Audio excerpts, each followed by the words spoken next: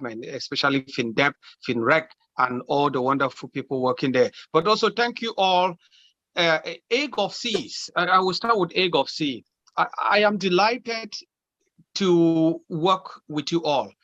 Sometimes they say the VP, the president, the chief of staff, and so on. It is actually the relentless effort of all the AGOVC staff and members that are putting on the show, and we are just presenting it in front. It's the hard work that they do in the back office, as they would say it.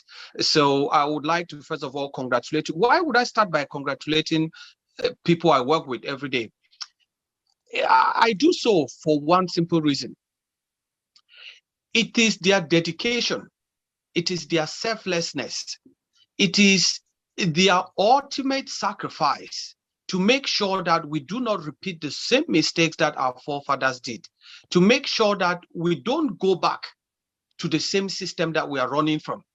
That has made it possible that we are where we are today. I am delighted that whether by chance or by luck or by design or by whatever you would call it, depending on your faith, that God chose particular people to lead you, and that people have been shouting them and sabotaging, especially the sick, the AGOVC, the ADF, they are not fighting for the last 5 years. But these are the same people that have germinated, and they are still leading you, and they will lead you to freedom and protect the future state of Ambazonia, because the AGOVC is the vanguard of not only the Ambazonian revolution, but the future state of Ambazonia, whether they are in power or not. And this is critical, whether they are in power or not. Now, coming to diplomacy, as you have all noticed, there have been lots of movements. But again, diplomacy always have this non-disclosure agreement principles behind them. So most of the things that we do in the background, we wouldn't actually tell you, but we'll only tell you the results. A lot has been going on, even with COVID, but we have been moving around and pushing the doors. And if, believe us, if we are unable or we are unable to push the doors or we have not succeeded, we will come and explain to you, Ambazonian people. If we know it is tough, we'll come and explain to you. But actually, it has been very fruitful. It has been very clear. I cannot wait to tell you that we are on course to secure a second guarantor for Ambazonia. We secured the first. We're looking for two for strategic reasons, that two is better than one, in quotes.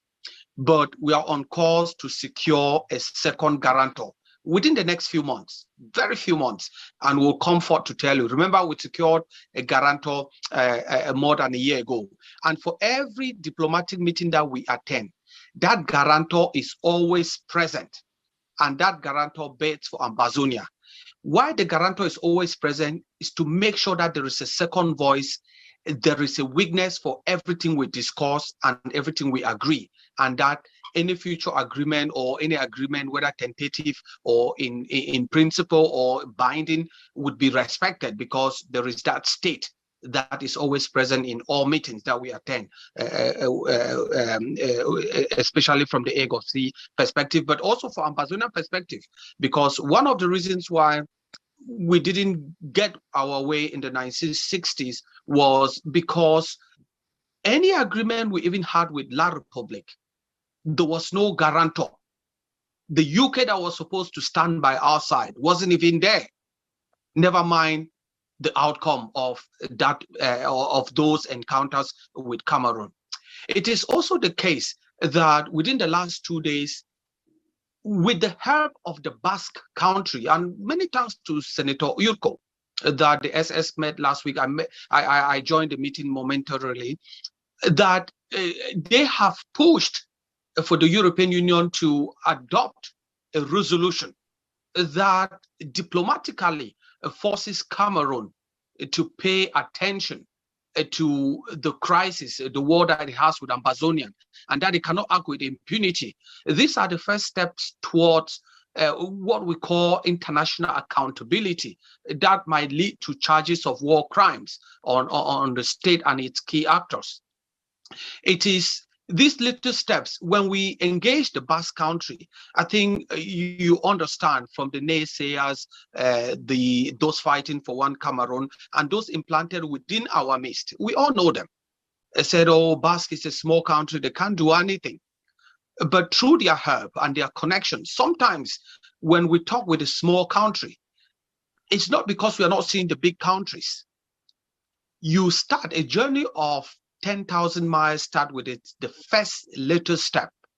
It is through these smaller countries that you build momentum that even the big countries cannot withstand themselves. And that has paid off, not only with the Basque, but with other states as well.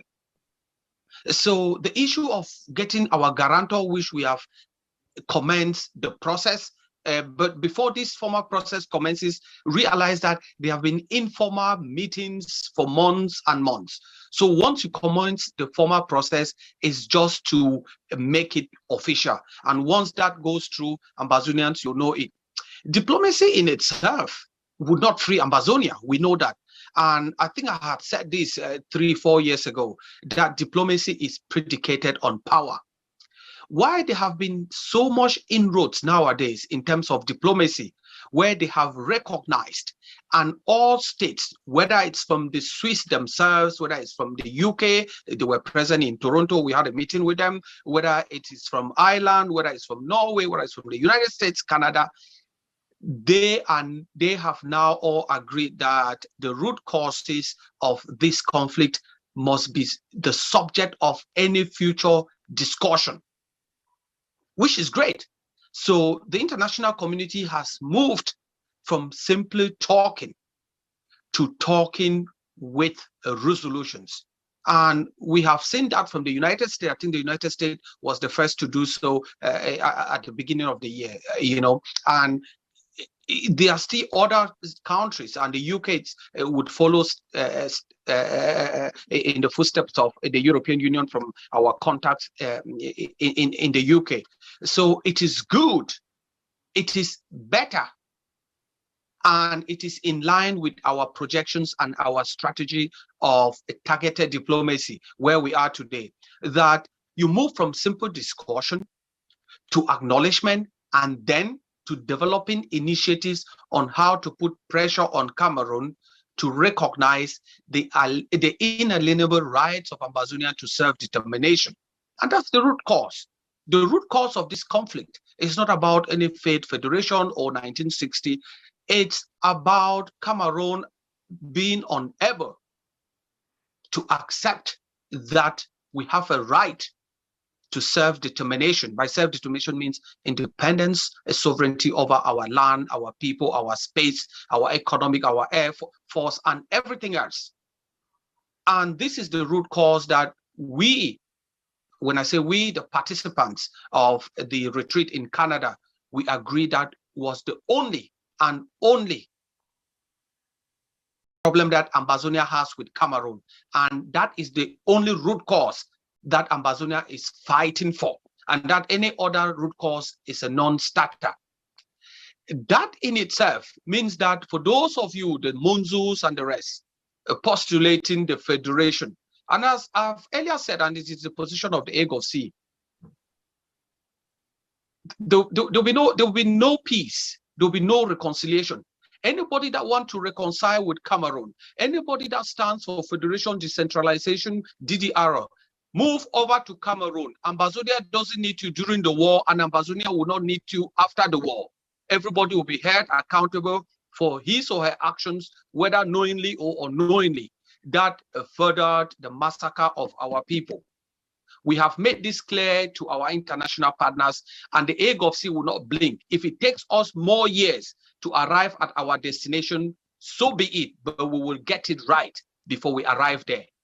Sometimes, and I would like to tell you this, sometimes we have even thought that what happened in the last 3, 4, 5 years with the division, it made it clear we know who are the real Ambazonians. Just imagine what would have happened if we would have gone to Boya immediately. We would have taken scammers, we would have taken killers and put as our leaders.